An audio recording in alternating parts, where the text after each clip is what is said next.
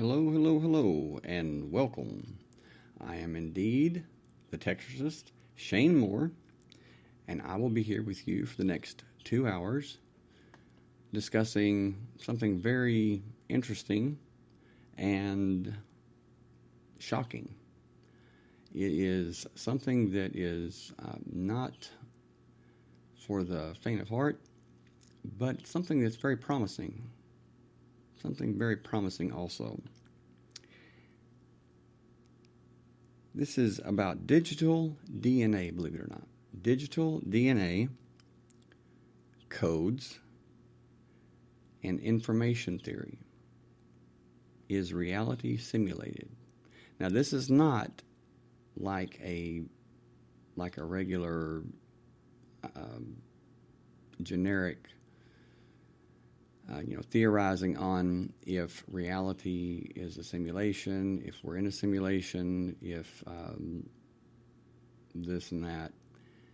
This gets down to the nuts and bolts and bytes and bits of everything. And what has been found is shocking, to say the least. It's been proven that DNA is in fact digital. However, it's not binary.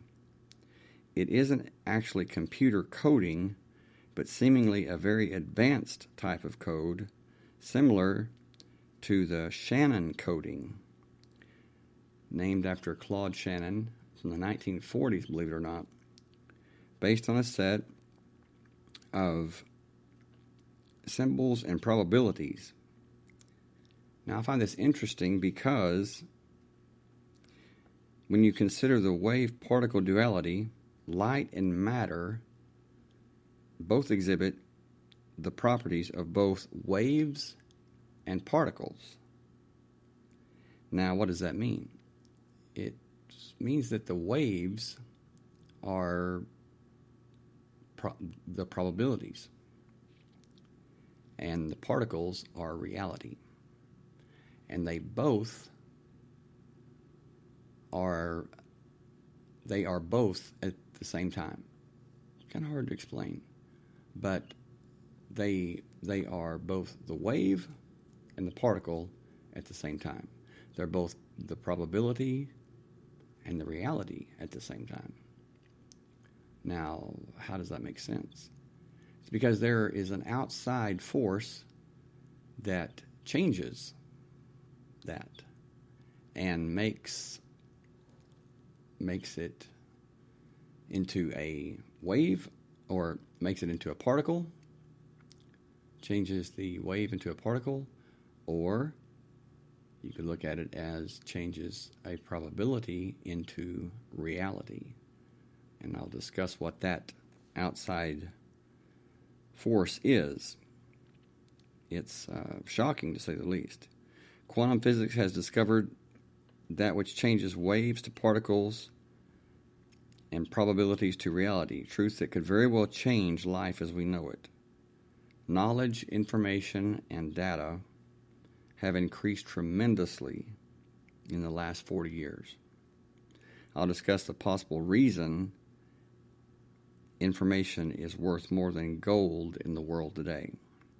This is one episode that you do not want to miss, and I encourage everyone to take part and participate in our live chat with your questions, comments, and opinions. So kick back, relax, and we're going to have a great show. Anyway, I'm going to take a short break and allow listeners who wish to join our live chat to do so. I will be back in 3 minutes. Don't go anywhere.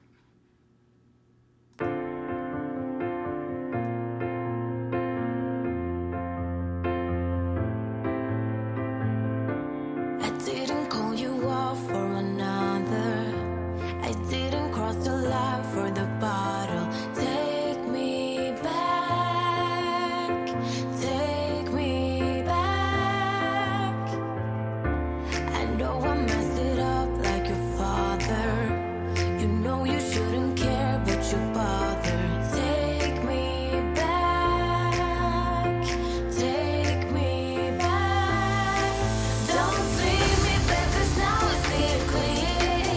Don't leave me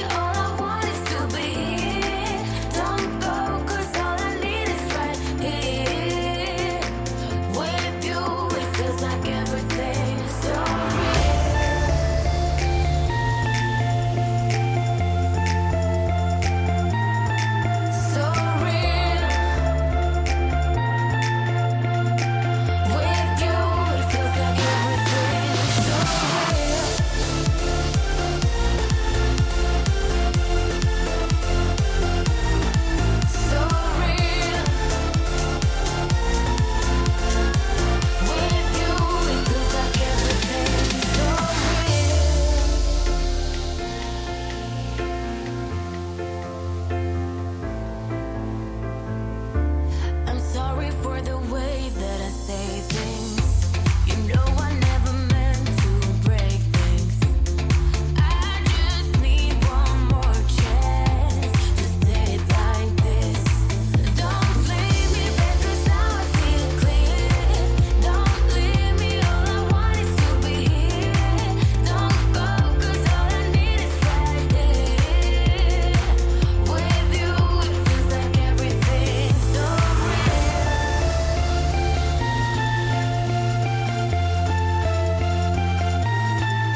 so real. With you, it feels like everything's so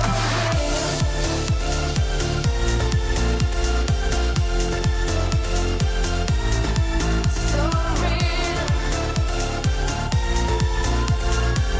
With you, it feels like everything's so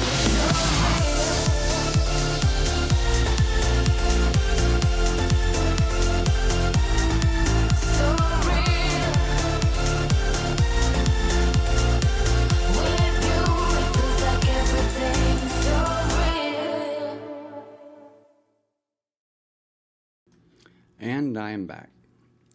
Anyway, I hope everyone is well, and I hope that you had a good Monday. I know that's, or you had a good weekend, I meant. Anyway, the topic at hand is something that has been theorized for many, many years. This goes back to Einstein, Descartes. Hey, glad you're here. One's a lonely number.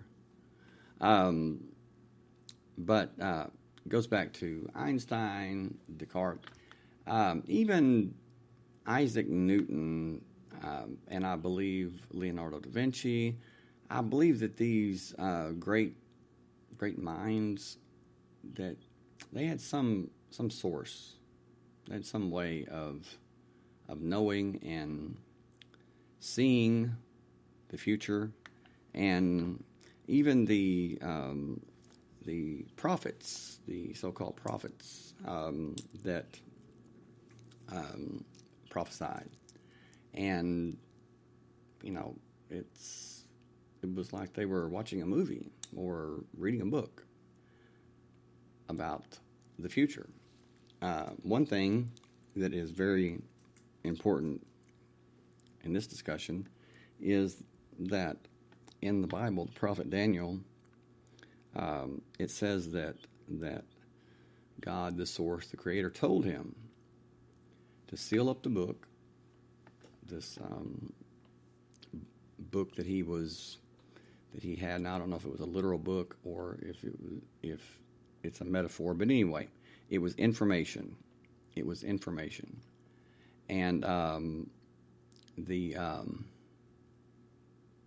what was said to him was, seal up the book until a later time, when knowledge shall be increased, and men shall run to and fro on the earth. Now, having said that, in today's world, information is gold. Information, data, that's worth more than gold. It is something that the world powers are accumulating. They want it. They want information. They want information about every citizen. They want information about what you buy, what you consume, what your interests are. And if you don't believe me, just get on Facebook, and everything you click on, even just to look, is being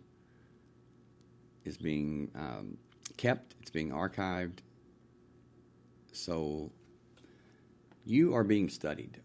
You are being studied, and not trying to make anybody paranoid or anything, but rest assured you are being monitored as far as what you do online, and that's right, Big Brother.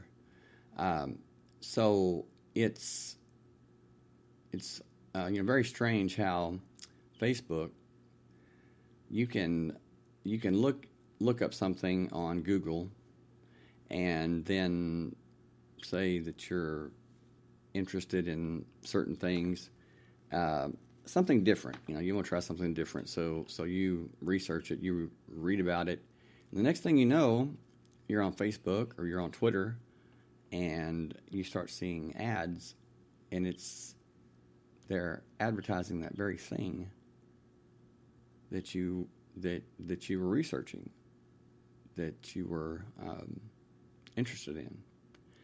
And even what's even more eerie is that this has happened to me.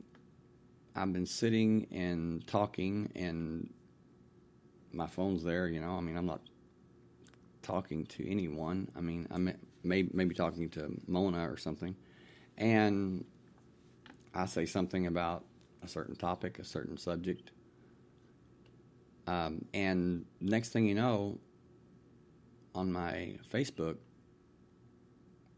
that topic or that product is advertised.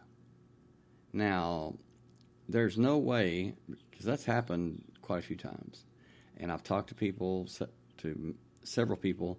They say the same thing, and then I've heard people online talk about it. So, in my opinion, even when your phone is off, doesn't matter if it's on or off, something's listening. Someone, something, I don't know if it's a bot or what it is, but something is definitely listening to what you say, it's almost like you're being tracked, your every move. And then that's not enough. That's not enough. Now they're coming out with the 5G, which every appliance in your home will be connected to the 5G, and it will relay back to the company, or I think it's just a front. I think it's being relayed back to, as Mona said, Big Brother. Every time that you open your refrigerator, every time that you use your water, every time that you use your shower, every time that you wash your clothes, and what is happening is that's information, that's data. They are building up a profile of you, uniquely you. And for what reason? Well, it would appear to be able to market things to you, market products to you, but there's other reasons that may not be so savory. Let's just be honest. And if they can do that, if they're honest or they feel comfortable enough to tell us that this is what 5G is, then just imagine what they're not telling us. Because, this has been going on for, I would say, 30 years at least. Because in 1980, I think in 1985, 80 through 89 maybe, or the early 90s, there was a journalist, Danny Castellero, who stumbled upon or discovered a very dangerous truth, not conspiracy, but truth, of a government-funded program called Project Echelon. And what they were doing, what the plans were, was to, and this is what I'm talking about. The plans were to put back doors into televisions, radios, and this is when computers were just coming out. The personal computers were just coming out, and they were really planning big time to put a back door into every computer, into every monitor, and cell phones too, so that, like I said, even when your phone is off, even when your computer's off, they can still listen. And with the TV, it was said that they could even watch. And I believe, in many people that I've talked to, but they also believe that when your phone's off, they can still see you. They can still watch you. And there's something about on your phone. There's a small green light by the camera, and I've had some people tell me they tried to explain it to me. I don't know. I guess I'm just a little dense, but they said that when your phone's off, to look, and even though it's not charging, that green light will come on by the camera when it's off, completely off. And they say that is, that's, proof or something that you're being watched. Now, I don't know how that works. I mean, as far as technical, but it is something to think about, something to ponder, definitely.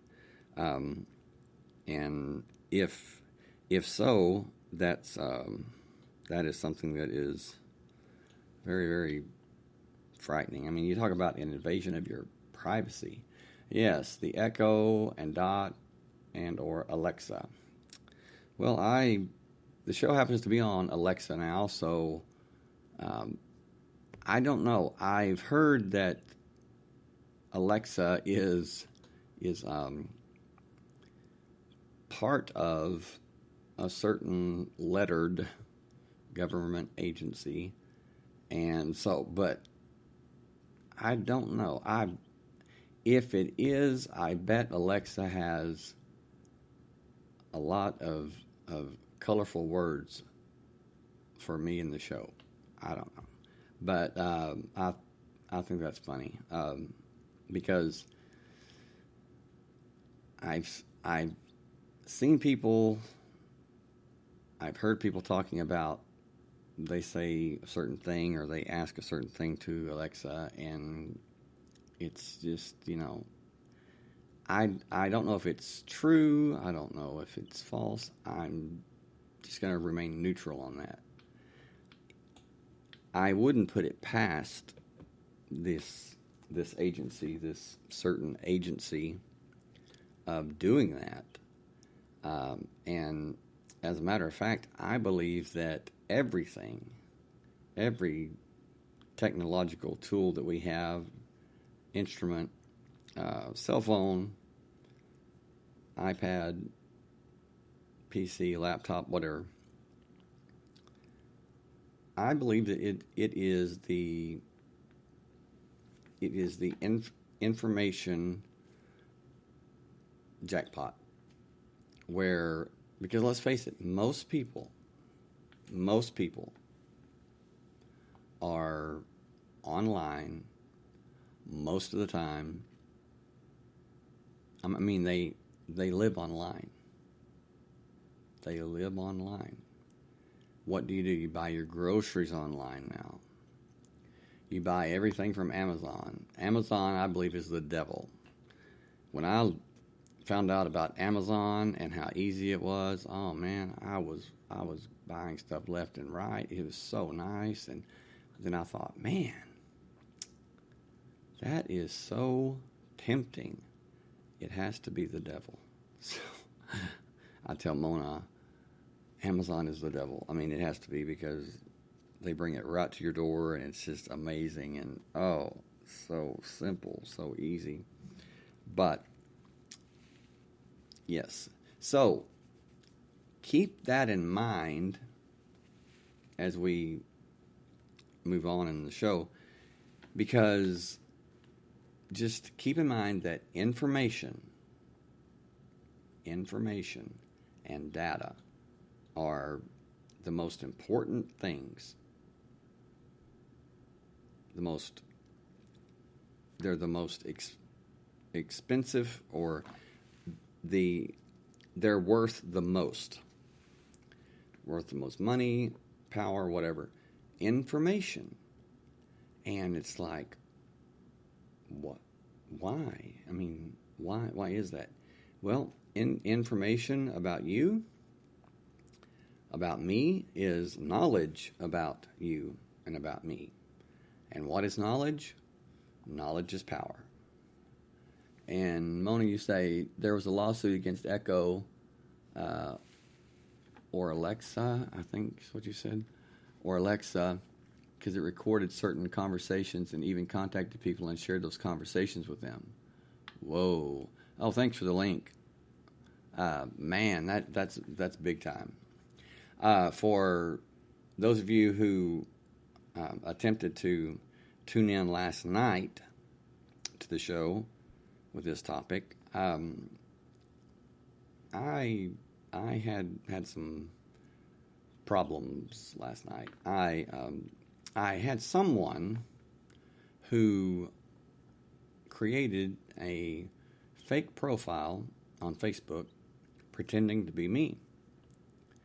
And what they did was they used that Facebook profile to hack into my Spreaker podcast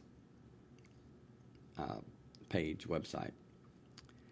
And I have received a lot of hate mail mainly from several YouTube listeners. For the most part, YouTube is great. YouTube listeners, I love you. You are great, wonderful. As a matter of fact, YouTube listeners make up the majority of my listeners. I'm like 500 to 1,000 listeners on YouTube alone each week. So, yes, I'm not talking about you, but I'm talking about that small group that just hate me. They hate me. I have received emails telling me that I should have never been born, that to shut my mouth and to stop talking about things such as Rh negative blood, to stop talking about the Nephilim, and from the Bible, the human angel hybrids that the Bible talks about. Some call them the giants. You know, they're in the Bible. They were called the giants, and they literally attacked me. I mean, it was really shocking that they attacked me over that subject. And I'm thinking, okay, what is it that is so guarded about that subject? And what is it that they're worried about? Because some of the messages that I received, of course, it was from like a hit and run, type of email. I tried to respond, and guess what? They're not there. They send a message and then they're gone, or they send a message from some kind of carrier place or something. So you can't you can't reply to them. They get their shots in because they're cowards, and that's how they work. They hit and run. They don't stand in debate. They don't stand in talk about why they're so threatened by me, obviously. And some of them have been threatening. Veiled threats, but nevertheless threats. Like, it would be in your best interest to shut your mouth and to talk about other things. And my response has been, my mouth has been open for 50 years, for over 50 years. And I don't see any time in the rest of my life that I'm going to close it. And I'm sure not going to start today. So whoever did that, hacked my,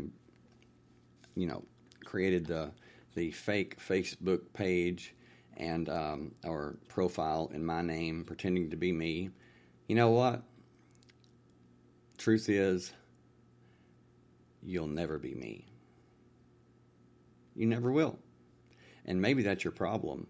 You want to be me, but there's no chance that you could be as great as I am.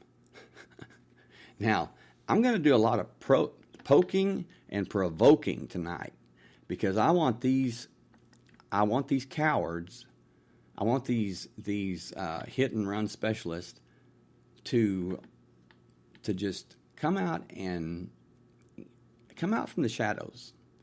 Stop hiding. Stop, sending me hate mail, hate messages, and then, hey, you're not there, Yeah, that's so incredibly strong of you. I mean, wow. Matter of fact, if you're listening, which I'm sure you are, if you are listening, I dare you, and I'm not going to be rude to you or anything. I mean, but I dare you to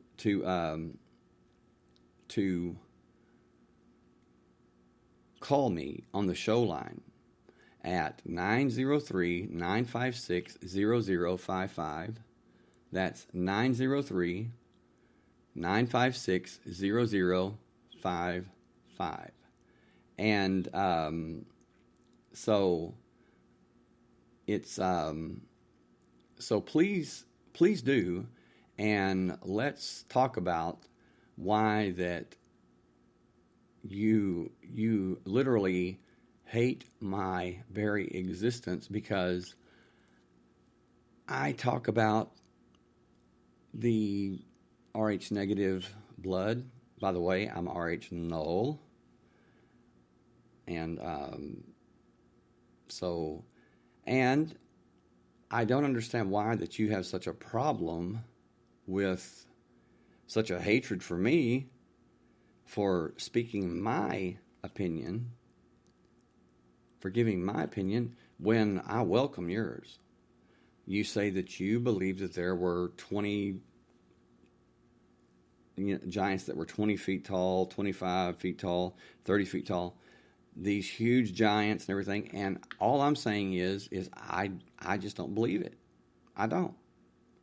If that was the case, and I've had those of you that really hate me say, well, the land of Canaan was full of these giants. Okay, all right, well, that's fine. But if that's true, then where are the skeletons? Where are the bones? Now, some of you, and I'm talking to the haters, have told me, well, go to this website and look. Okay, I did. I have. Listen to me. Those pictures that you see of these skeletons that are like 30 feet long. I mean, and the skull is like the size of a Volkswagen, you know. Look up contests on graphics and look up giants. What happened is back in like 2000, well, there's been several, but I think it started in like 2003. They had contests where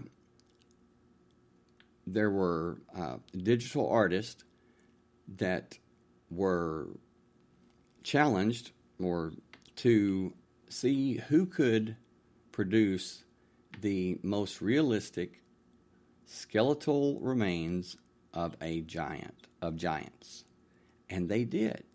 The problem is when they posted it online in the contest, some people, when they saw it, they failed to read that it was a contest, that it wasn't real. But it looked so real that they took it and ran with it, and the rest is history.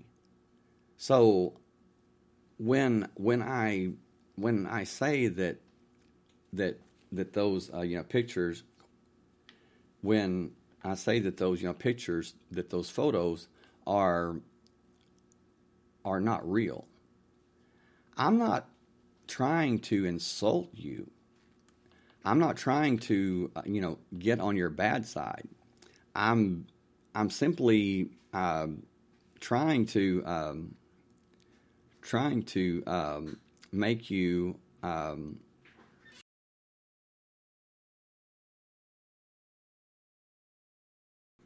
I am no, he's not. Now that's a theory. That's a theory that that some people they believe. Now me, I disagree with that. I don't believe that. But I just can't see Devil's Tower being a tree stump. I don't know. Maybe it is, but I'm just not. I just don't see it that way. And they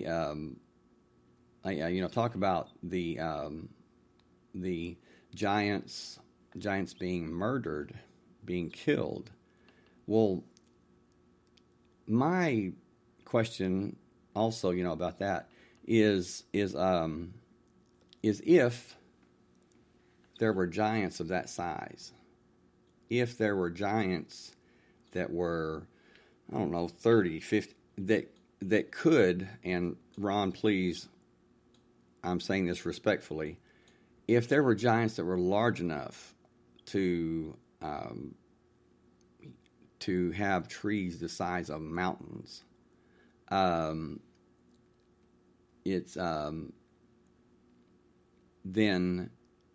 it would be very, very hard to well, they would be the ones that would okay, let's be respectful and not please don't do this.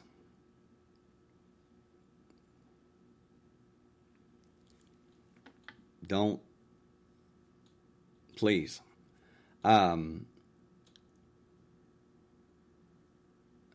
But if there were giants that were that size, and as people say, they filled the land, then how were they? Why wasn't it the other way around? Because they would obviously have the strength, they would have the power. Thank you, Ron. But they would have the strength, they would have the power to obliterate normal man, normal humans. So, and then about the Rh negative blood, the origins, and, no one knows. I'm just giving my opinion, and man, I get all this backlash. So, I must be on the right track, because it's really got a group of people very angry, very upset. So when you tell me to shut my mouth and that I should have never been born, guess what? I'm going to speak even more about it. I'm going to do more shows on it. I'm going to no, that's fine. I'm going to do more shows on it. I'm going to do much more on it, and not so much the Giants, because I'm just not going to do that. Because truthfully, what I tried to tell you is I'm giving you my opinion, what I believe. I'm not asking you to believe it. You can believe what you want to believe. That's what I tell everybody. So, as far as this hatred and creating a fake Facebook profile pretending to be me to hack into my podcast account. Are you trying to wipe out all my podcasts? Well, you can't do that because they're archived, and even if you crash my Spreaker page, website, whatever, they're archived. I'll just put them right back up. So be my guest. You're just wasting your time. And I'm not being arrogant. I'm not being conceited. But obviously, if you did that, you're even more ignorant than I thought you were. For the main reason is I don't lose. I always find a way to win. You will lose. And that's all I'm going to say about that. But again, if you are listening and you're the one that did it, call from a private number. I don't care. Call from a private number. I'm not going to trace it. I don't even want to know who you are. I just want to talk to you. I just want to, I just want you to come on and live and, hey, tell me why you're so angry, or maybe it's a group of people. Well, the more the merrier. Yeah. Come on. Just do it. Anyway, back to the show. Okay. Now, we're talking about DNA that was, that is digital.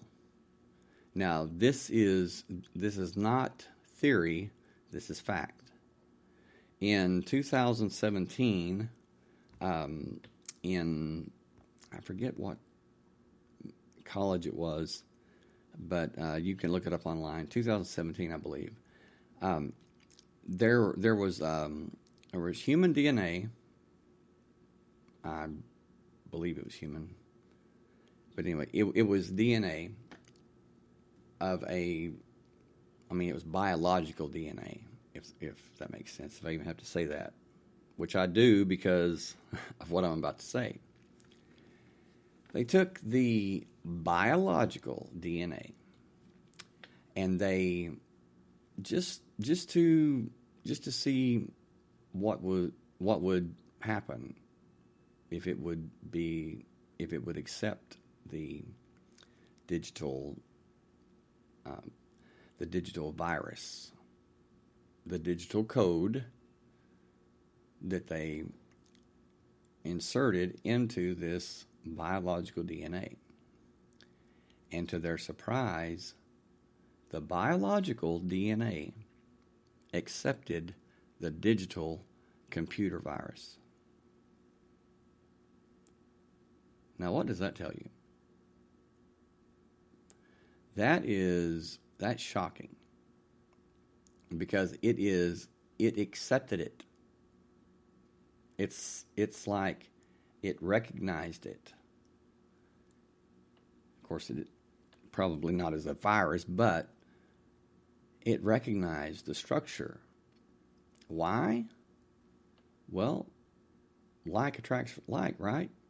And you tell me, most biological species, humans, for example, if something foreign enters our body, much less our DNA, our body is going to revolt.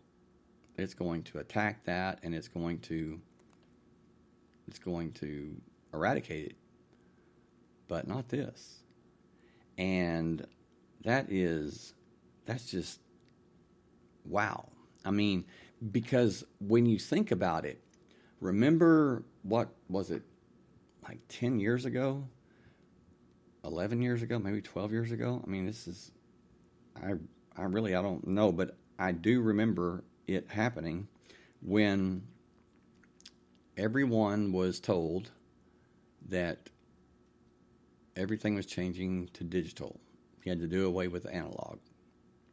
And I remember people getting the boxes because they didn't want to miss the news, they didn't want to miss, TV, and if they didn't have it, they couldn't watch it because everything was turning to digital. And now you have digital radio, you have digital, you have digital sound, digital plasma screens. Why do you think that is? Do you think that it may be because our DNA is digital, and to better influence us, to better influence the public, each person, the masses, wouldn't it be easier if it was that like attracts like, or like accepts like?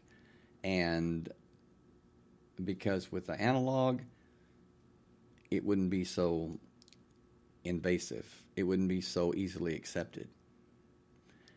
But even with the analog, watching TV would still put your mind in an alpha state to where you were highly suggestible, and you would literally enter another brain state, the alpha state, which is the state of hypnosis.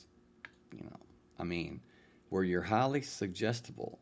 That's why that if you've noticed in sitcoms or movies on TV or whatever, on programmable TV with the schedule and everything, the sitcoms and things like that. Before each commercial, it is, most of the time, it is always something in that sitcom, something in what you're watching that leaves you hanging. It leaves you hanging.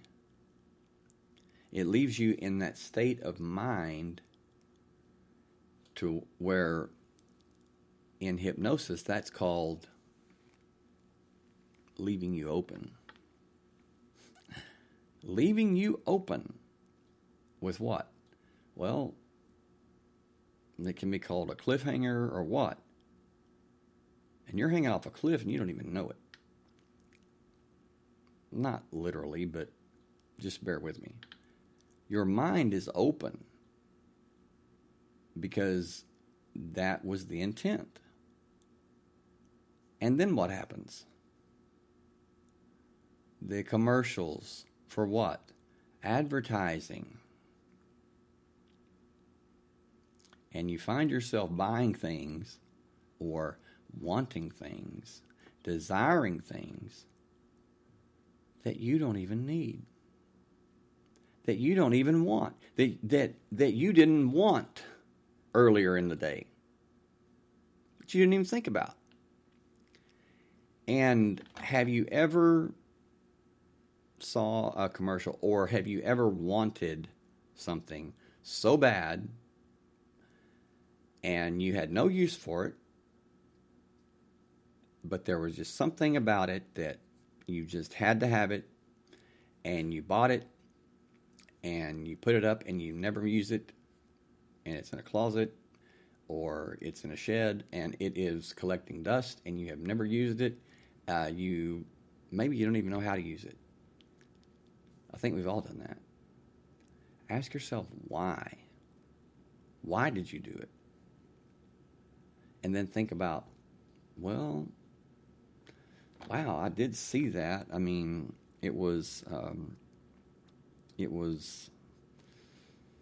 where did I see that? Well, I think it was a commercial, and it looked nice and looked neat, but if you don't know what it is, or you have no use for it, then why did it captivate you so much? Why did you go out and buy it? It's just that your DNA is digital. Now, many people say, well, it's computer code. Well, it's actually not computer code. It's not binary. It is binary 2. Binary is the 0 and the 1. Okay. The negative and positive. 0 negative, 1 positive. And that's what our computer language is. The zeros and the ones. The binary language, binary coding. Okay. Dr. James Gates, actually Sylvester James Gates, a physicist who is friends and he's associates with or works with Neil deGrasse Tyson, I believe Elon Musk. Elon Musk is my is like my best friend in my dream world. So just let me live that, because I think he would be like the coolest dude just to sit and talk to. I would love that. The guy's brilliant. Okay, Dr. James Gates, the physicist, was doing research on string theory. And what he found, I believe he said he found it by accident, but what he noticed, rather, he noticed that there was a code, and a code that was in the very fabric of reality itself. I'm talking everything, not just matter, but even in space. Now, when I say everything, think about what that means. What is everything? Well, people say, well, okay, that means things here on Earth, right? Well, yes. Well, it also means things in outer space. And they're like, the planets, right? No. Space itself. But space is empty, right? Yes. To a certain degree, yes. But there's nothing there. Well, nothing is something. Nothing is something when you get right down to it. I mean, we're talking space. So you can't have Can't have space without time. Because what is time? Time is the measurement of the distance between two places. So without space, you can't have time. And what I'm saying is that neither one actually exists. They're both illusions. Einstein said, time is an illusion, albeit a persistent one. Well, he's the one that is known for space-time, right? Space-time. You can't have one without the other. So, what was he saying? He's saying that everything is happening all at once in a point. But from our perspective, we can't see that, or we can't decipher that. We don't have the vantage point to see that everything is happening at once. So, what does that mean? It means that we experience time in a linear fashion, in a linear way, a straight line, right? But time is not linear. Time is a point. It's like we see it as past, present, future. And it's simply not true. It's true to us because our minds, our consciousness, creates it that way or processes it that way. Now think about that word processing. And then think about your digital DNA and how you process time and space, how you process everything around you in the world. Processing. What does a computer do? Well, it processes. And what does it process? It processes information. It processes data. What is it hungry for? Information, data, input. What does it do? It accepts the information, the data, and it stores it. Are you starting to see how that this could be? I'm not saying it is. I'm just simply giving you the just food for thought, and think about it. But this, what I talked about, a digital virus was injected into DNA. In 2017, biohackers encoded malware in a strand of DNA. And this is groundbreaking. I mean, this is not theory. This is not something that was just that's made up, or I mean, this is really took place. I mean, it really did. So I will read this, and I will put up the link. But it's biohackers encoded malware in a strand of DNA. When biologists synthesize DNA, they take pains not to create or spread a dangerous stretch of genetic code that could be used to create a toxin or worse, an infectious disease. Also, keep that in mind. they take great pains not to create or spread a dangerous stretch of genetic code that could be used to create a toxin or worse, an infectious disease. When they do what? When they synthesize DNA. Synthetic DNA. Okay?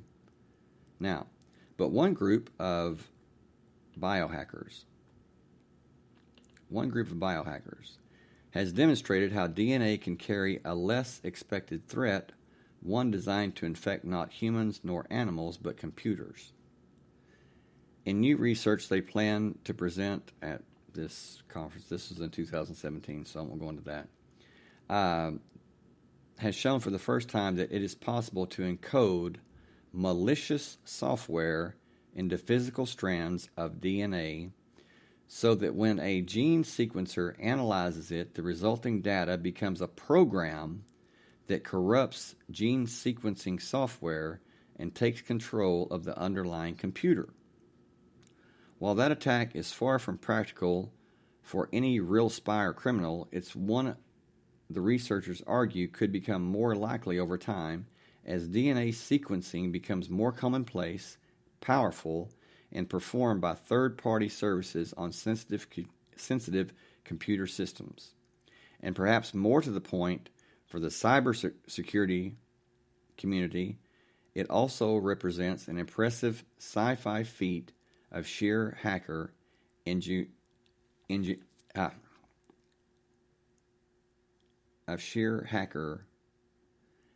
I forget it. I that word is just off to me. Sheer hacker genius. Okay. We know that if an adversary has control over the data a computer is processing, it can potentially take over that computer. Now, computer science professor Tadayoshi Kono at the University of Washington, the computer science professor who led the project, comparing the technique to traditional hacker attacks that package malicious code in web pages or an email attachment. Okay.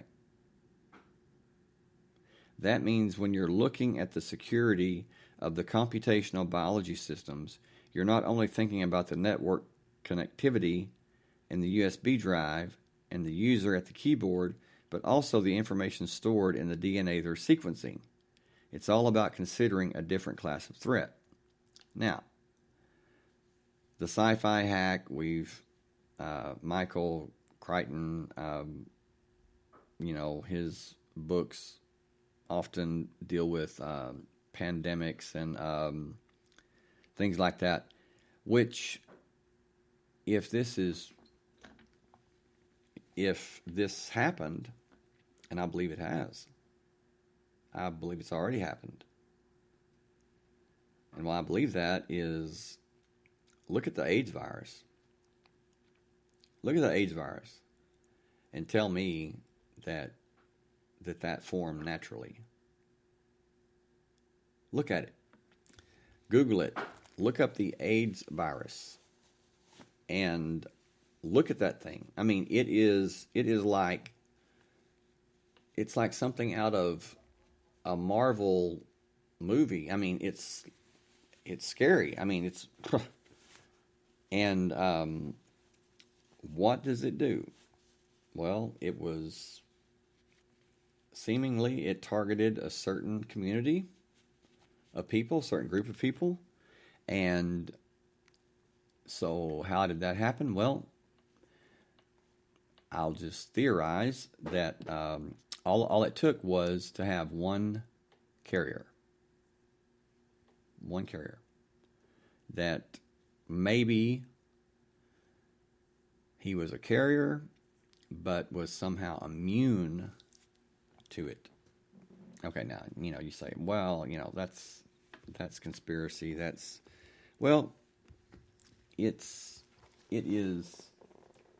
theory. It's just something that I believe may have happened. But if you think about it, it wouldn't take it would not take infecting 1,000 people, 10,000 people.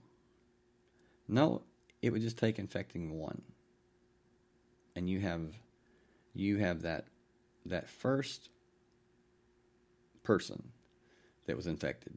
Now, that's all you would need, because what would happen? Well, the way I see it, and the way that I have read and I've studied it, I've researched it, it was seemingly that there was outbreaks in homosexual communities and well-known, home places, cities. San Francisco, big time. AIDS hit there big time. And then a lot of other cities, major cities, and people just didn't know what was going on. Where did this come from? They didn't see it coming. I mean, they just did not, just seemingly came out of nowhere. Why is that?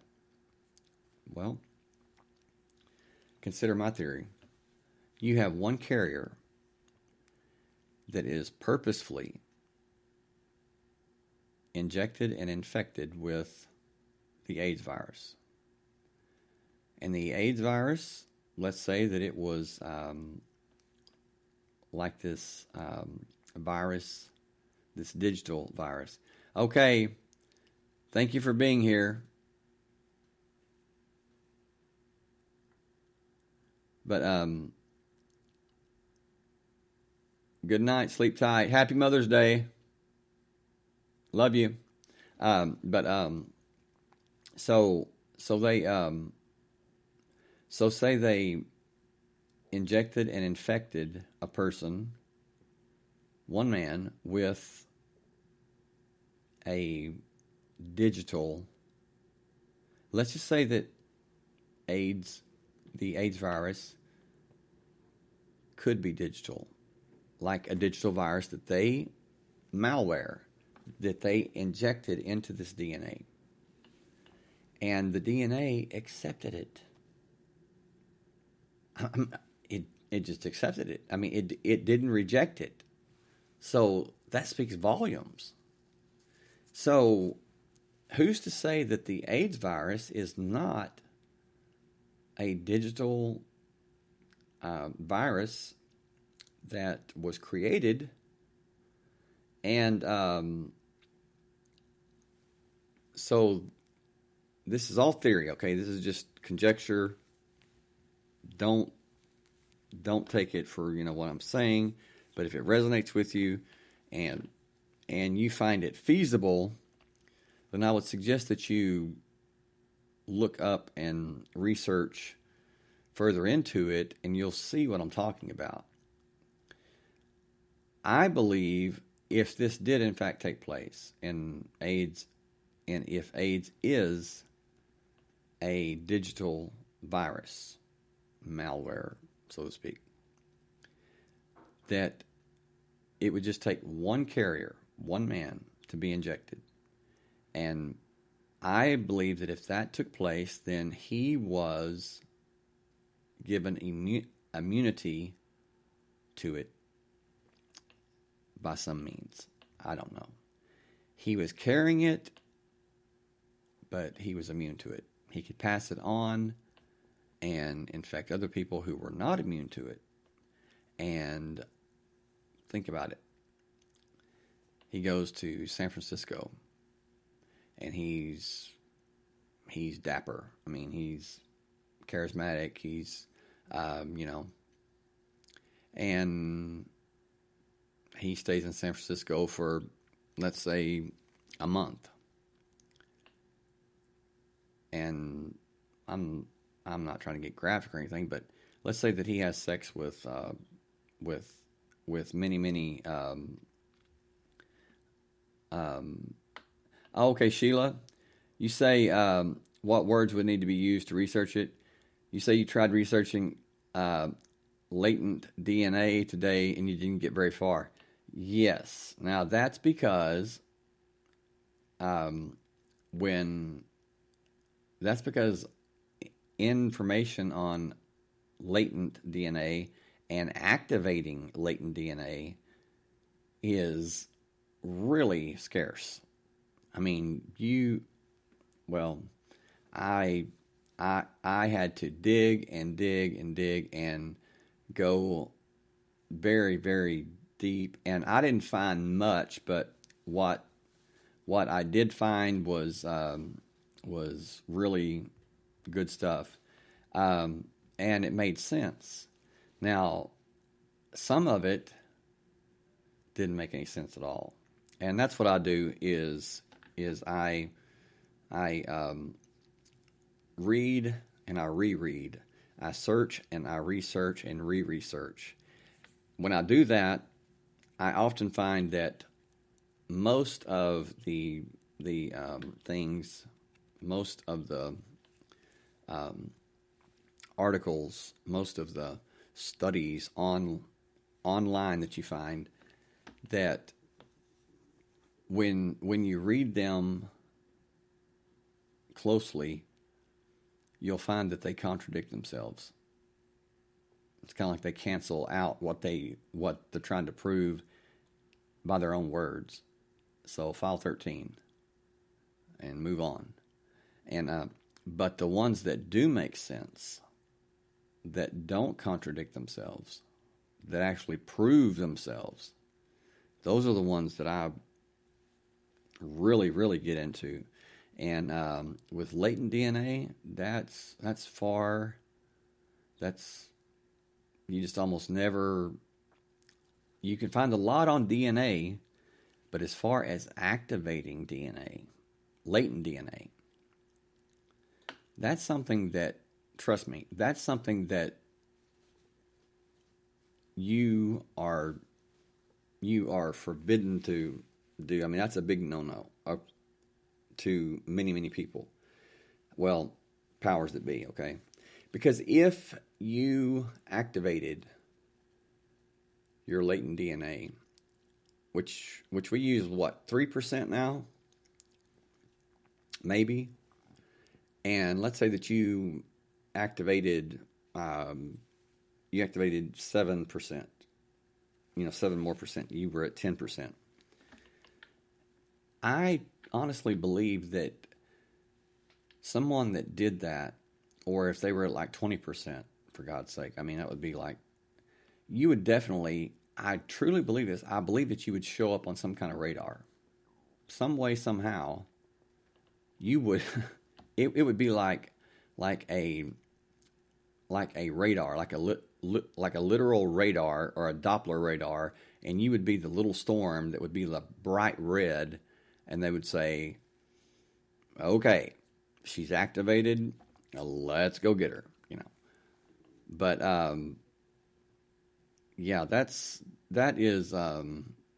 really, really something as far as trying to find information on it.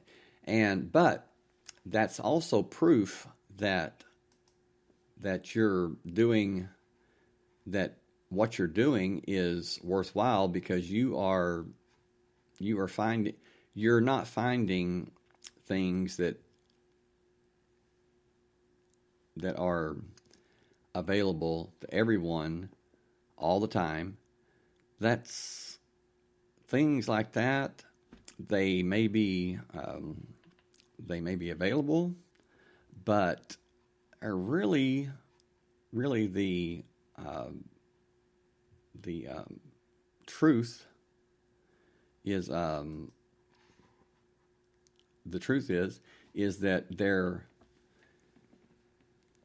they're powerful.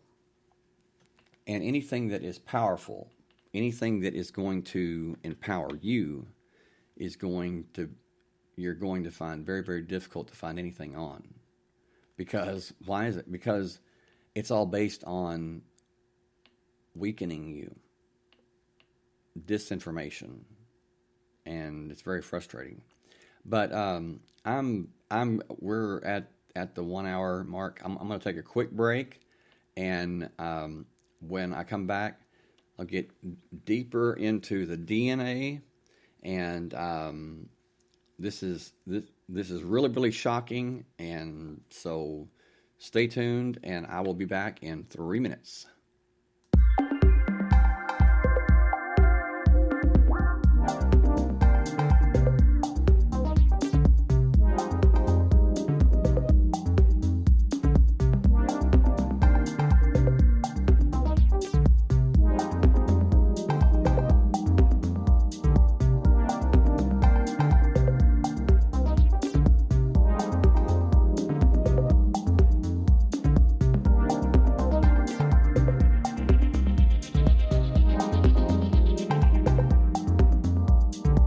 I know you're waiting for me to come home. For what it's worth, you won't be alone. I will be on my way. It will only take a minute before I call and say I love you and you know it.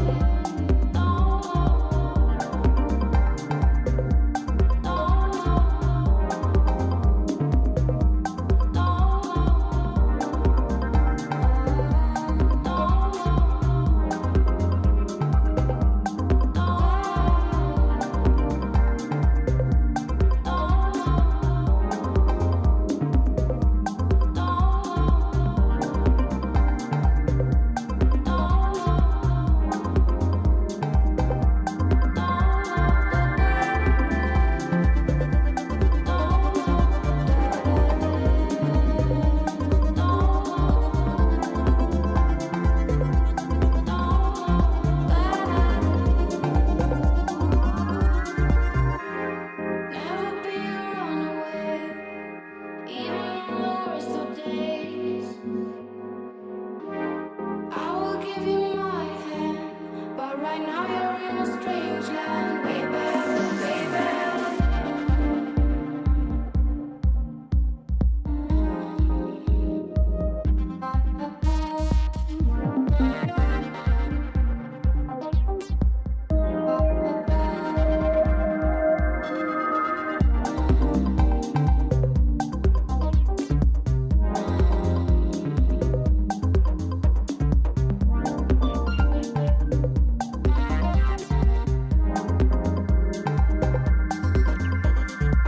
I know you're waiting for me to come home. For what it's worth, you won't be alone. I will be on my way. It will only take a minute before I call and say I love you and you know it.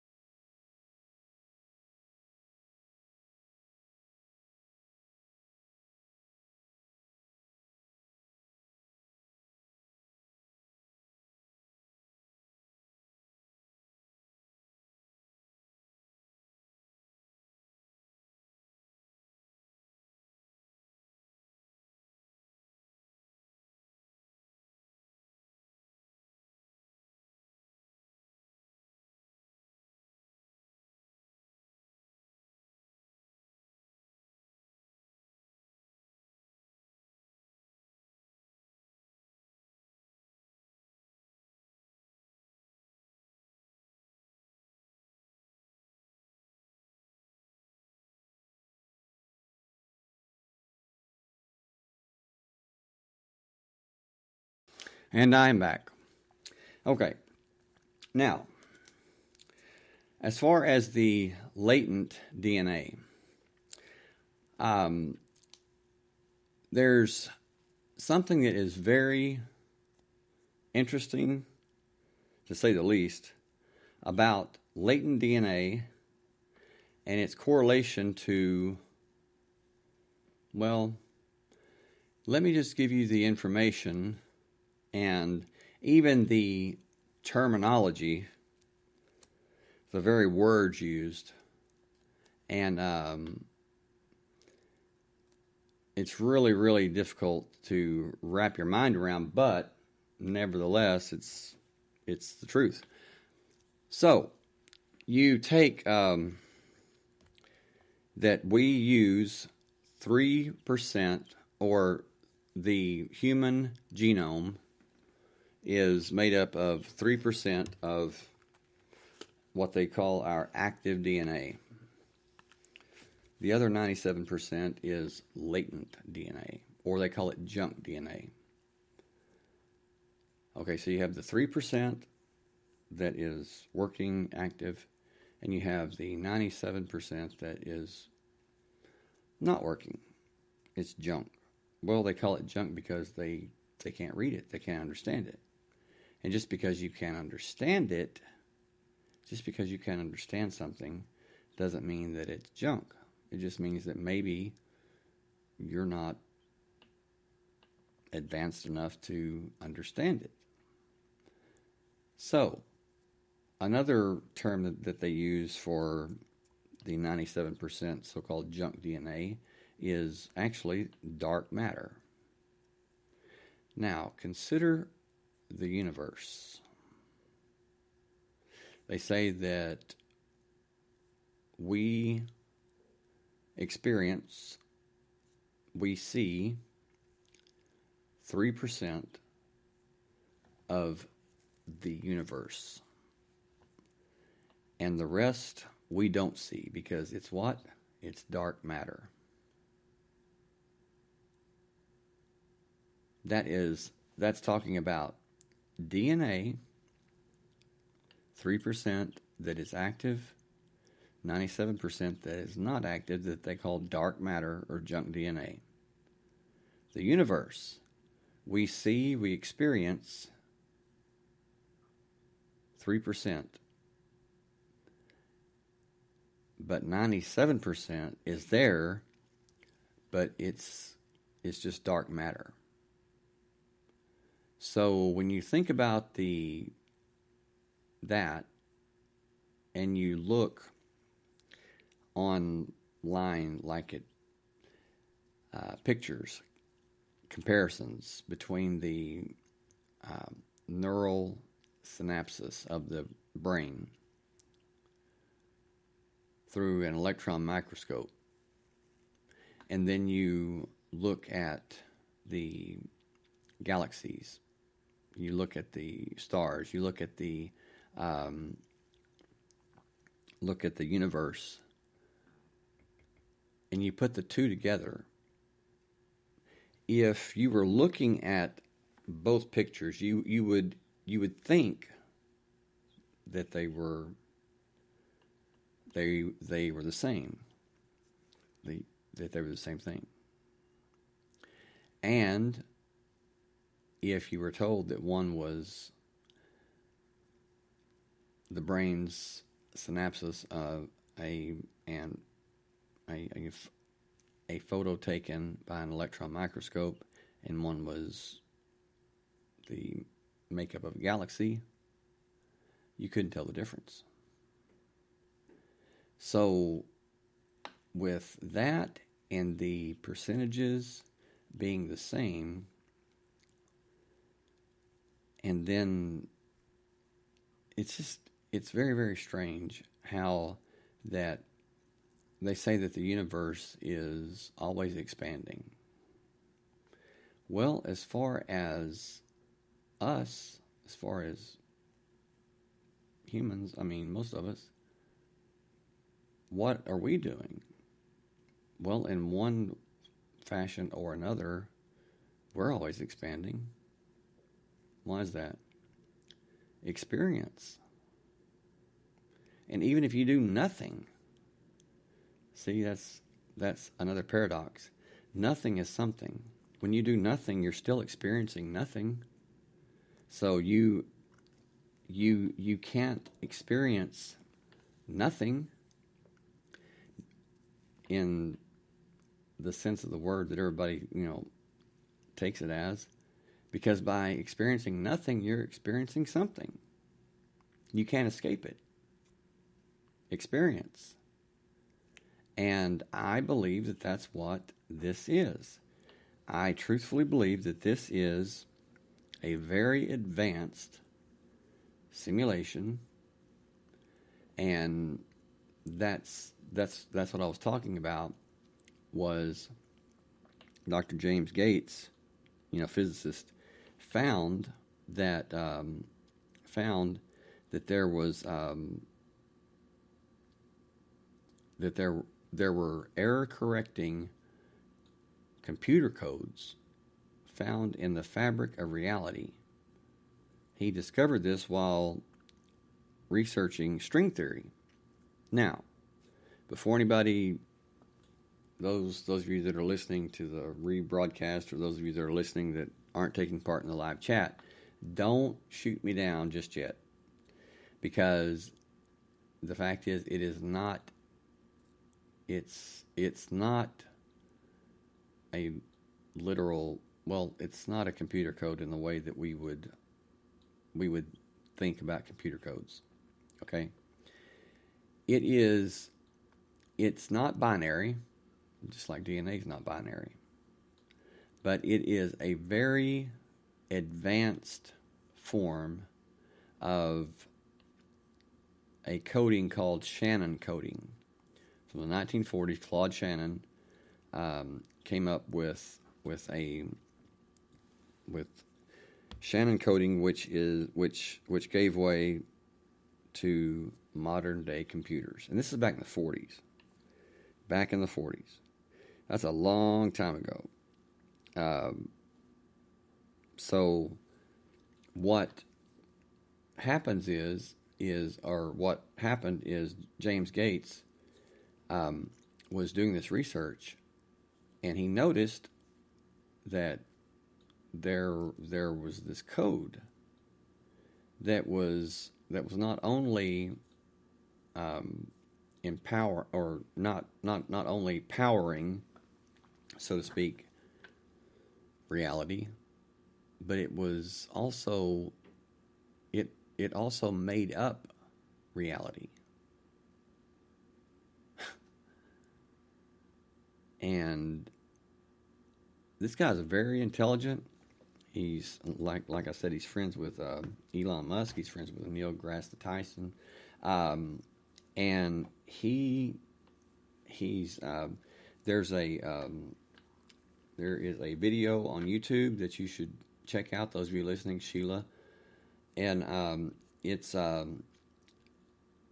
look up theoretical physicist finds computer code in string theory. And then Neil deGrasse Tyson freaks out when physicist James Gates finds error correcting codes in reality, in the fabric of reality. And Neil deGrasse Tyson said, "What are you saying?" He says, "You're saying you found computer code in reality?"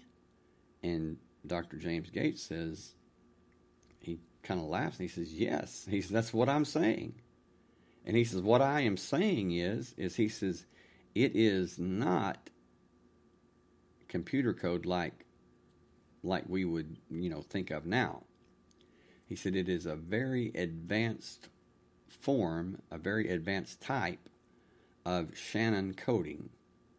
He says, which used, symbols and symbols for probability and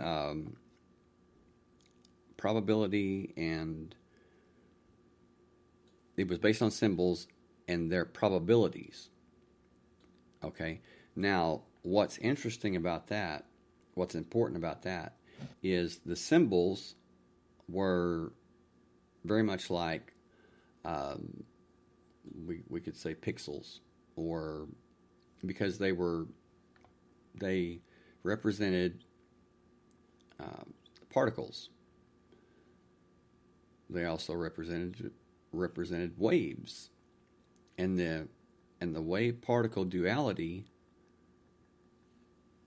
They're both at the same time. They're both a wave and a particle at the same time. Now, our minds really can't comprehend that, because that's not something that we've been led to even begin to comprehend, how you could be two people at the same time. But there you go. Okay, now this is this Shannon coding is pretty complex, but it deals with symbols and their possibilities, their probabilities. Now, Einstein and Niels Bohr and those that studied quantum physics and quantum mechanics, they said that Einstein said that in his special theory of relativity, he said that there could never be a test or an experiment that was not compromised. People are like, what? Of course there can. He says, no, there can't. Can't be. So he referred to the double slit experiment, where, and that's something else to look up, the double slit experiment, where they took and they shot particles through two slits in a some kind of steel, and before the waves and before the particles went through the slits, they were particles. When they went through the slit, they changed to waves, and vice versa, something like that. Anyway, what it was they changed. They changed from probably being a particle or probably being a wave to actually being it, to actually becoming it, which is very interesting, because when Einstein said that no experiment could be performed without being compromised, people didn't understand him, and he says, well, the reason it's compromised is because it's your consciousness. It's the mere fact that you're observing, that you're doing the test, that changes it. Because it seemed like that the waves and particles had a mind of their own. Like they literally decided to change into one of two things that they are simultaneously. And some people, they still believe that. They believe that they have a mind of their own, but they don't. It's your mind. It's the ones that are doing the experiment. They're the ones that are watching it, that are observing it. They're the ones that are changing, that are somehow programming that on the quantum level, and which leads to something else. Einstein basically said that probabilities were all around us. Everything that could happen is a probability. And that every probability and possibility, a possible thing that could happen, is taking place, but in alternate realities, which they are no longer speaking of as maybe they exist. They are they are speaking very matter-of-factly that they do exist. Okay, now, let's see. Mona, you say, I'm not an anti-vaxxer, but may they pre-program this with any shots we get? I'm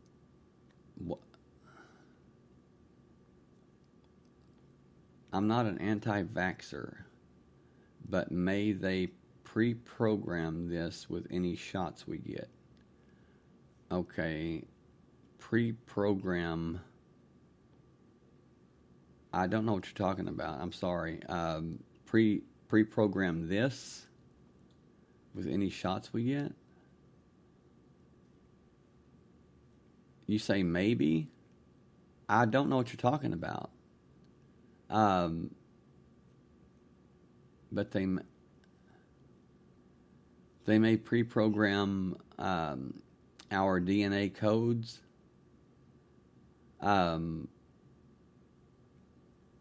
Okay. Well, pre-program as in when we're born, or what? I'm sorry. Maybe it's just me, but I'm really having a hard time understanding what you're asking. Well, okay, you say maybe they pre-program our DNA codes with vaccines and or shots. Well, I believe that's probably the case on some level, or could certainly be. And just what I just read is proof of that. It's proof.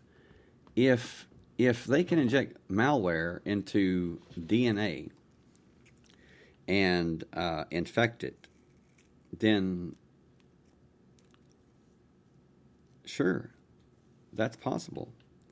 Now, as far as what would the purpose be? What would their purpose be for that? Just asking for your opinion on that. Well, the evolution of our DNA coding, I believe, is programmed, but that's just the 3%, because no one knows what the latent DNA holds. So, and maybe it can't be programmed. Maybe it's just a completely different, in its own right. But yeah, I would say control. Experimentation on how to control, or worse. It's all about power. It's all about control. But but James Gates tells Neil deGrasse Tyson. He says, Neil deGrasse Tyson asked him. He says, "What are you saying?" And he says, "What I'm saying is he said, 20 years ago, he said, I never dreamed that I could be living in the Matrix. He said, after discovering this, he said, the Matrix is no longer, he said, a sci-fi movie to me. It's more like a documentary." And I've always said that. That's why I was so amazed when I first saw it in the theater. My mouth just dropped. I mean, my jaw dropped. And I bought another ticket and watched it again. And it just blew my mind, because it was the same thing that I'd been saying for years. And when I saw it, it was like, oh man, this is awesome. I mean, it's like, wow, somebody gets it, Somebody gets it. It's like, because in the Matrix when Neo asked Morpheus, he said, this isn't real, talking about the chair. And he says, what is real? He says, if you define real as something that you taste, you feel, you see, you touch, you hear, he says, then real is just, he says, something like chemical reactions, he says, within your body to provide you with a sensory stimulus to what? So your mind accepts it as being real. And when it does, truth is that chair is not real. But when you observe it, when you look at it, and not just look at it, when you give it your attention, your focus, before that it was a probability. And what Einstein, quantum physicists have said is that actually before you looked at that chair, it wasn't there. Now, that is insane, but it's true. It wasn't there. It was a probability. It was a possibility.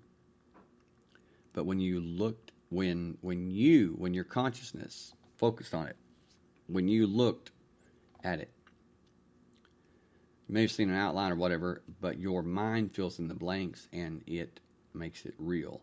Now, what is an atom? An atom is 99.99% empty. It's just a proton, neutron, electron moving so fast it appears to be solid. But what is matter made of? It's made of atoms. So why are things solid? Why does matter exist? Well, because our minds create it. Our minds give that probability, those waves, when we focus, when we give it our power, so to speak, the power of our attention, our focus, then it becomes reality. The probability becomes a reality. The wave becomes a particle. And since there's millions of atoms, billions of atoms that make up matter, well, that happens in every atom, and lo and behold, it's solid. Now, consider that people who don't take time to focus, they don't take time to make it real. What am I talking about? I'm talking about the woman that weighs 100 pounds that lifts a car off of her child. I'm talking about people who they do seemingly supernatural things. I'm talking powerful things, like and I'm not encouraging this. I'm just saying, you have certain people that they drink poison, and it doesn't kill them. It doesn't have any effect on them. Why is that? Because really, it doesn't exist. The poison doesn't exist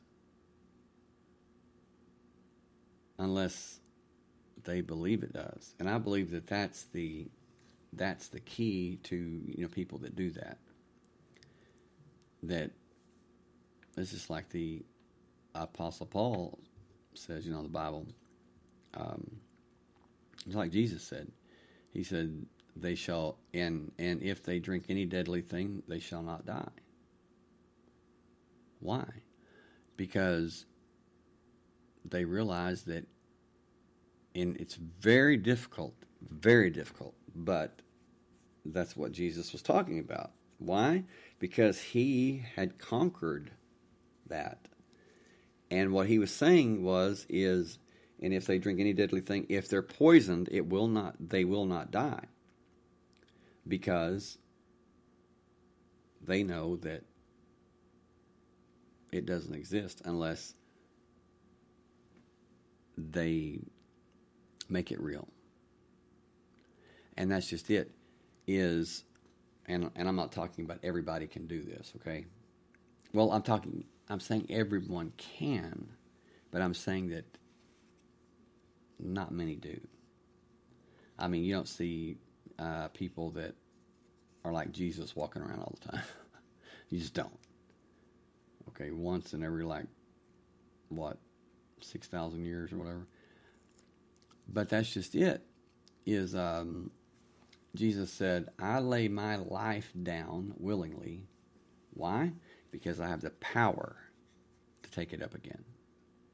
What was he saying? He's saying this body? He said, yeah, I can take this body up again. Because it doesn't exist. It just exists here in this world. It really doesn't exist. Why? Well, my theory is because he was saying this world is an illusion. This world is a fabrication. This world is a deception. It is an experiment. It's a test. And so yeah. All right. Now, so what you have is you have these computer codes, and upon further research, deeper research into them, they found that they were a type of, like I said, like Shannon codes, which are symbols that are probabilities. Well, they took those codes and they put them, they put the symbols together. And I showed Mona what the image was. And Sheila, I will send you the two images that were found, and I'll let you decide what you see.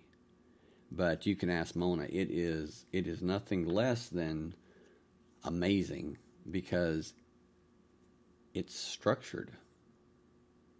It is structured. I mean, perfectly structured. Now, what it is exactly, I have no idea. But I'll tell you this, it was intelligently designed. It is not haphazard. It is not just, an illusion or your mind, filling in the blanks. Your mind doesn't have to with this. But I'll send you the pics of it after the show, and I'll let you ponder it. And but that's just it. Is why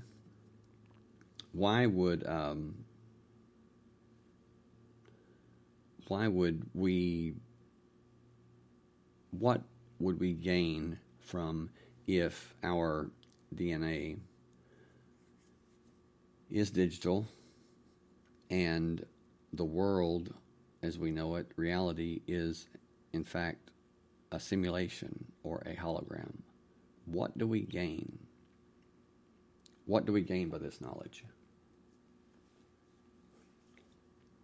Power.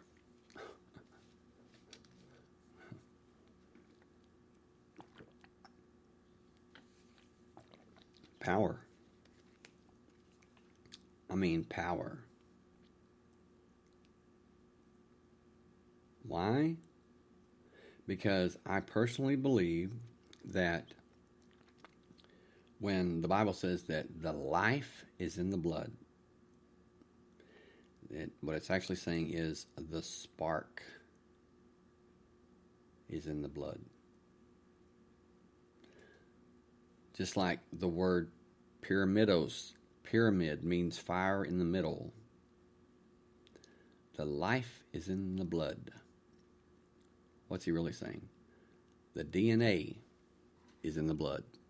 That's what counts. It's not the blood itself. It's what's in the blood. And what's in the blood is the DNA. What is DNA? It is a sequence that has been seemingly written, right? Okay, you ever hear about this book called the Book of Life?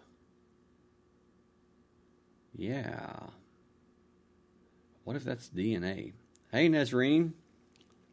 Glad you joined us. Always good to see you.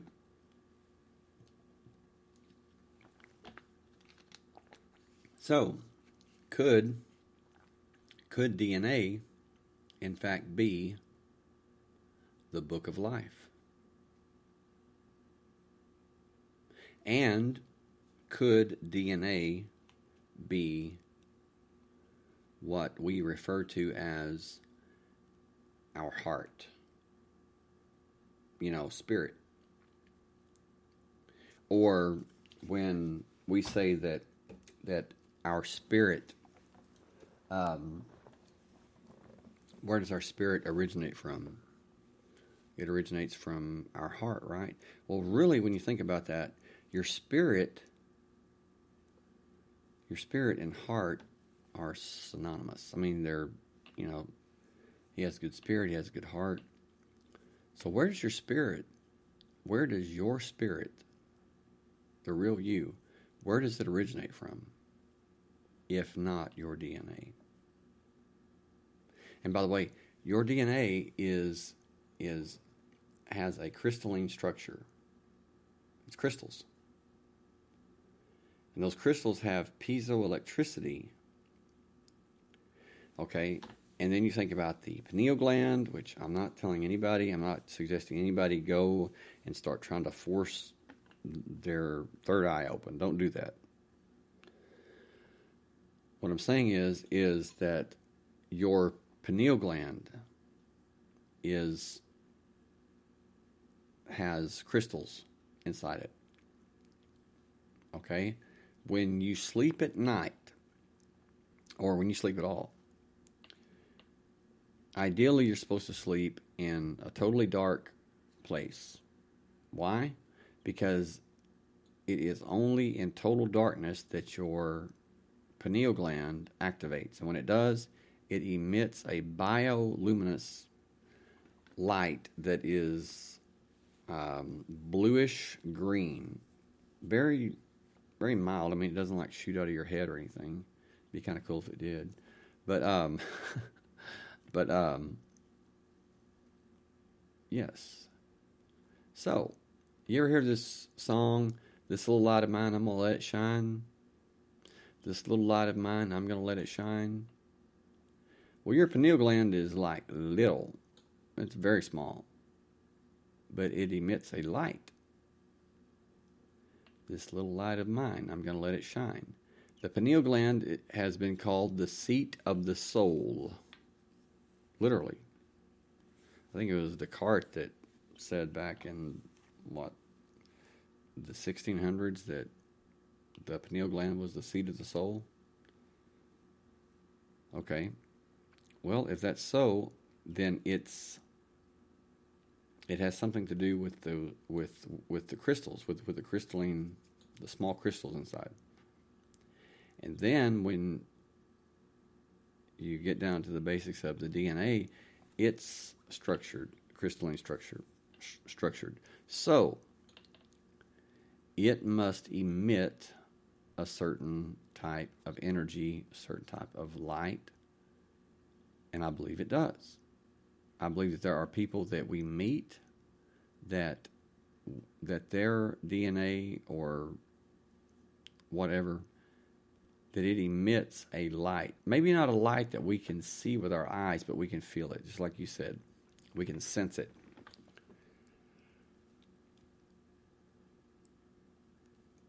And when we sense it, when we feel it,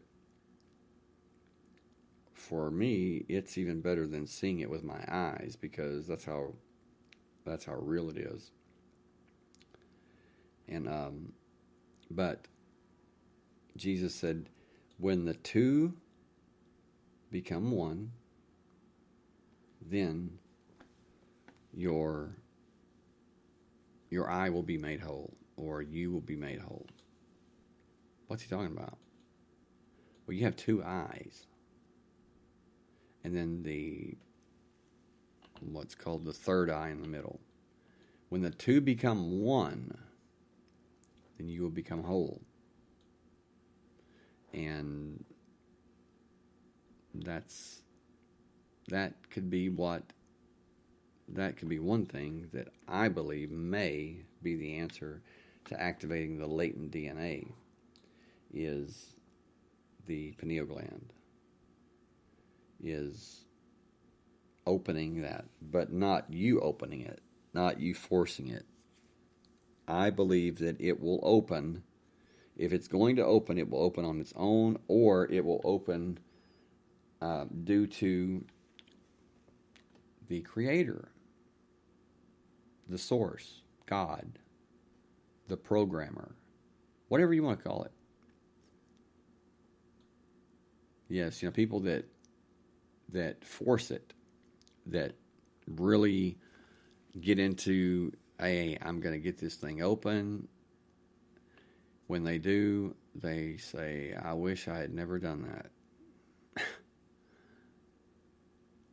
They thought they wanted power. They thought they wanted that kind of power, but when they got it, it scared them bad, and they had bad experiences.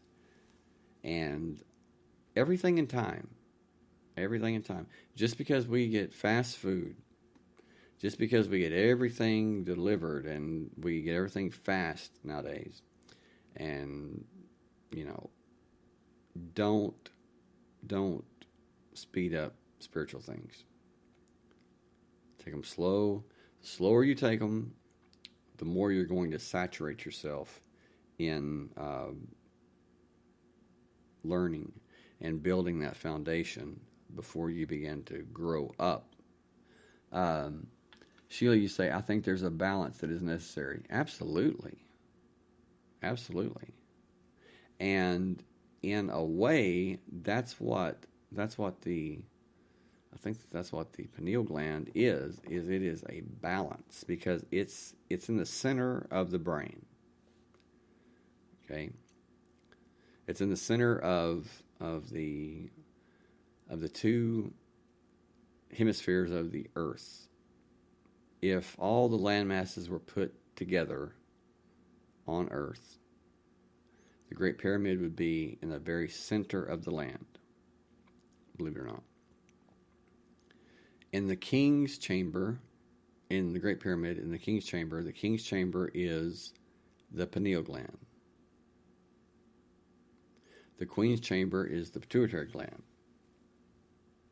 And the subterranean tunnel is the carotid artery that provides the blood, Okay. Now, you take a large, transparent human head, lay it down on a picture of the Great Pyramid, and do an x-ray or whatever. Well, not you, but the hospital or whatever. Do an x-ray, and the pineal gland lines up with the King's Chamber, and the pituitary lines up with the Queen's Chamber. And that's not just by chance. Not at all. But what I'm saying is that in the King's Chamber, it's there's some major power there, and with the effort and the work and the toil, and just no matter how it was built, it was not something that was simple It's not something that was easy. It's not something that was just, they did it for a reason, and I believe that that reason is to show people that, hey, this is how you do it, and so. But anyway, well, we are out of time. If you have any questions or comments, or you want to talk with me about something on the show, or you want to send me topics that you'd like to see on the show, please do so. Thank you so much, Sheila, for being here, sister. Love you. Love you, Nazreen. I love you, Mona, of course. And but it really it really helps when people take part in the live chat, because the more the merrier. I mean, you say something, and then somebody else picks up on it, and with me, I literally feed off of it, because you may say something, Sheila, you may say something, Nazreen, you may say something, Mona, and it will click. Things will click in my mind that are, I say, archived, and it's like, okay, I pull that off the shelf because you said something that triggered my memory. Oh yeah, I remember reading about that, or I remember learning that, and I think that's how it can be with all of us.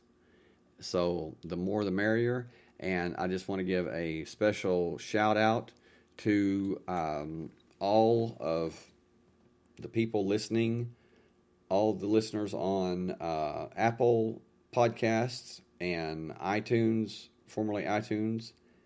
Hello and welcome, and thank you for listening. I appreciate you, and looking forward to having a very good time and great shows. And if you're listening, thank you so much for listening. And those of you that are on Spotify, SoundCloud, YouTube, thank you so much. And Castbox, thank you. I appreciate all listeners. Alexa Skill, I believe. Yes. Thank you, and everybody. So just keep on keeping on. We have new listeners in Bolivia, Bahrain, I believe I said that right, Singapore, Hong Kong, and Luxembourg, and Belgium. Welcome, and thank you very much for listening. If you would, be sure and hit the like button if you like the show, and hit that follow button. When you do, when live shows start, you will be notified, and you can catch the show and not miss it. And you can read about the topic beforehand, and if you're not interested, that's fine. Maybe you'll be interested in the next topic. But anyway, just want to thank everyone for what you do and who you are, and smile, and have a wonderful day tomorrow. Love and light to you all. Love you all. Good night from Texas. See you next time.